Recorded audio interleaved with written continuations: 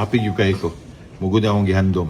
Kay, you know, kung may gobernador ka, puno kong katanan, salot mo tanang problema, di ba?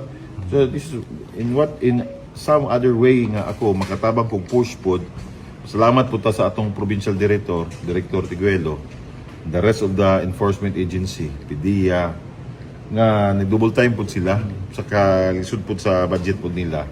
Pero naningkamot ragod sila. Pero karon bago man tag fiscal year, this is my first fiscal year as a vice governor, as a vice chairman of the Committee on Peace and Order Council, di ba? So amo na to nasabutan ni gobernador nga basig diri dapita ko mutabang gyud ning mugog maayo nga atong sumpuon gyud tanan nga drugs. Karon nagwan kapoy na mag-istorya kay naluoy bit ako na mag-message gipang-print man nila tanan panindaghan ng pamilya mo almost 7,000 families are affected. May anak, may asawa, may bana, na ay giabusaran og naisilingan nila mga adik, di sila katulog, hadlok sila, daghan kay mga messages. So dako kay ning ko ang uban po niyo wa pa man lagi di na tumahurutanan gamay ra kay antong pero at least gatrabaho ta, di ba? Di na tumapaspasan, di man ni yun nga paitan 800 ka buok kapabaligya isa bo, di man sa gabi taning 800 ikon di man ni usara gyud madakpan anay o nya karon stricto kay ang korte.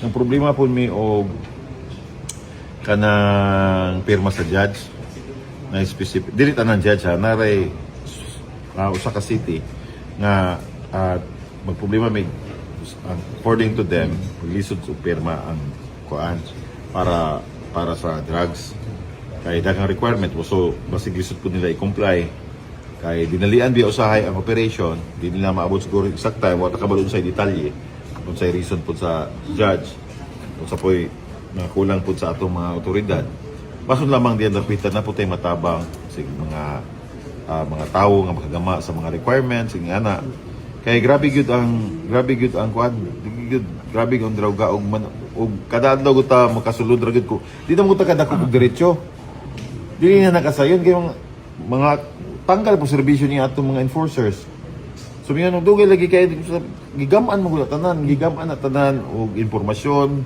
di timing di kaning search warrant, tanan yun. So ito mga na sa media, di ba? Schedule ninyo, kinsay mo kuyog. Dili ko inanaka sa yun. So, pero at least, nago sila kalalagyan yun ng kuhan. Maabot ang panahon, maabot na po nila. Oo, ang matter karon atong sang ipag-una yun yung mga dagko.